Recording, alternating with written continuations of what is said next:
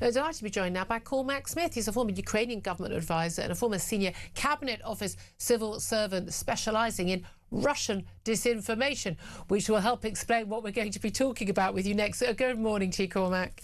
Julia, good morning. It's lovely to see you. Thank you very much for doing this. Now, we've spoken to you many, many times since the Russian invasion of Ukraine, and many times about where we are in terms of supporting the Ukrainians, where the Americans are, the Donald Trump stance. On a day when everyone has been talking very much about what's been going on in the Middle East and what's been going on in Iran, Lebanon as well, it's interesting to focus just briefly on the show on what has been going on in Hungary, because we've got a presidential election on Sunday. Viktor Orbán is looking for, I think it's a fifth term in office. He's very much a Trump ally. He's been rather much a sort of spoke in the works in terms of the Europeans, in terms of dealing with with Vladimir Putin. But interestingly, the US Vice-President JD Vance has chosen to go on a visit to Hungary this week. Can you tell us what the purpose of the visit has been and how controversial it has already been? Well, look, the purpose of the visit is quite simply to try and boost Viktor Orbán's chances in the forthcoming election. And, you know, it was only yesterday that, with no evidence whatsoever, JD Vance accused Ukraine of meddling in the of trying to meddle in the election at the same time that he was there to interfere in the election. So, you know, if this wasn't so despicable and egregious, it would be laughable.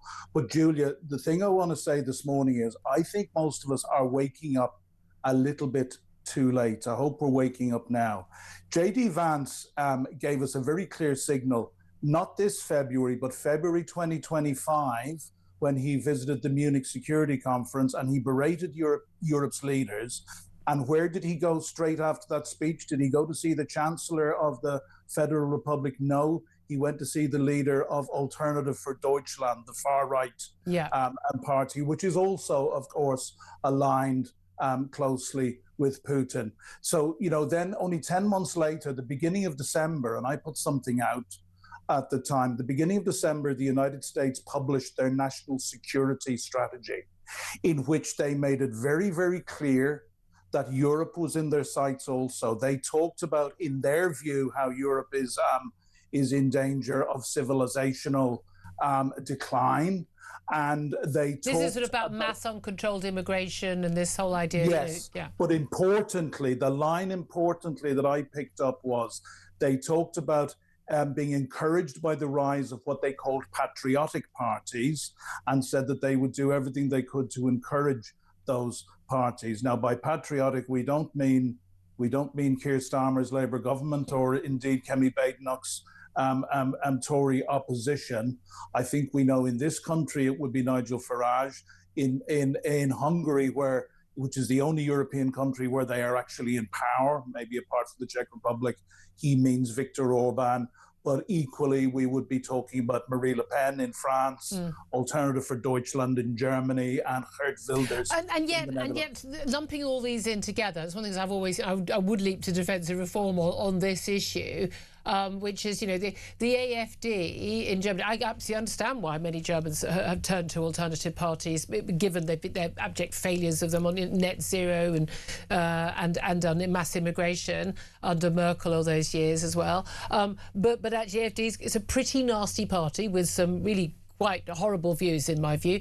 We've got some very big issues with Marine Le Pen's party and her views state over many years. They've changed, you know, they say, but, you know, who knows? But again, I understand the frustration of people who vote for these parties, but it doesn't mean all these parties, they're not all the same. They have very, very different viewpoints, but they're all lumped together on one side. But this is the thing. JD Vance is being regarded as, you know, handpicked by the president, Donald Trump, when he, as vice president, basically to be the future of the party. Donald Trump can't stand legally, constitutionally, for a third term, although he still talks about this occasionally, that JD Vance is the future. He's made it very clean. He's aligned himself fully with the MAGA, aligned himself, you know, with the likes of Tucker Carlson, who even Donald Trump has disowned.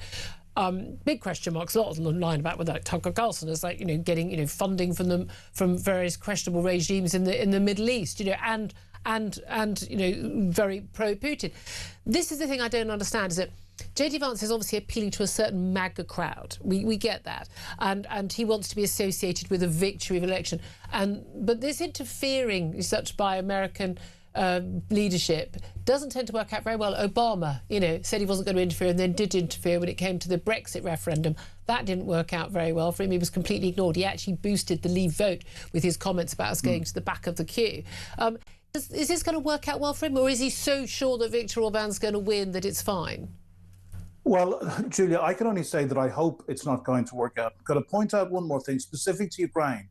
It's been very, very clear. America has withdrawn almost all support for Ukraine. Yeah. They now will sell weapons to Europe, for Europe to give to Ukraine. And JD Vance and his boss, Donald Trump, have made it very clear that Ukraine is our problem to deal with. Viktor Orbán has been consistently doing everything in his power as a member of both NATO and the EU to frustrate our efforts to support Ukraine, and has recently been blocking the 90 million euro loan to buy armaments. And so why is JD Vance coming over specifically to support and to try and ensure the exact words I wrote down that he told a crowd he was giving a speech to? We have got to ensure that Viktor Orbán is re-elected as president of Hungary, don't we? So I think the big glaring elephant in the room here that we've got to focus on is the links between the Kremlin and the Trump White House. And this has been a concern, or whatever it is. And also the fact that in that same national security strategy, it lays out very clearly the new world order envisaged by America now is great powers and spheres of influence, which will be America, China, and Russia, possibly joined by India and possibly joined by Japan, to replace the G7, and not a single European country or the EU have a place at that table. But to be fair, we've put ourselves, but Cormac, we've put ourselves in that position by not being able to provide our own defence, relying on America too long, and being too mealy-mouthed and unwilling and wringing our hands rather than taking action. So, I mean, you know, we've brought that on ourselves, and you earn your place at the table. But yet, I'm massively concerned about the hold that Vladimir Putin clearly has over Donald Trump for whatever reason, whether it's just admiration or is there compromise. But again, how that does spill over into international affairs, into what happens in Ukraine, into what happens in the Middle East as well. But those comments you mentioned earlier, that JD Vance actually talked about how, you know, the Ukrainians were basically behind misinformation and election interference, when we know absolutely that the Russians were the ones who've been blatant and open in doing that, as have the Chinese, North Koreans and the Iranians as well. I mean, JD Vance he's a clever guy. He's an exceptionally clever man. He knows what he's doing. He's not doing this by accident. It's not ignorance. That is something to worry about. And it's not, could I say one more thing? He's absolutely agree with you. And what he is doing is not in Europe's interest. Now, you know, I am no fan of Donald Trump. And when he was elected almost 2 years ago now, when he was actually elected a year and a half ago, I went out and said that if there was one silver lining only, it would be that it would force Europe to stand up and take our responsibility for defending ourselves. I believe we're at a point now, and we are way behind here in the United Kingdom as in other countries. We literally are going to need to spend twice at least what we are currently spending on defense, because we can say goodbye to America as a reliable security partner. They are gone. We are in their sights. We are not at the table. And if you're not at the table, you are on the menu. Yeah, so, very, very good point. Cormac, we'll have to leave it there. Very, very worrying words. Cormac Smith, former Ukrainian government advisor, used to work at the Cabinet Office looking at Russian disinformation. Claire Pearsall, your response to all of that?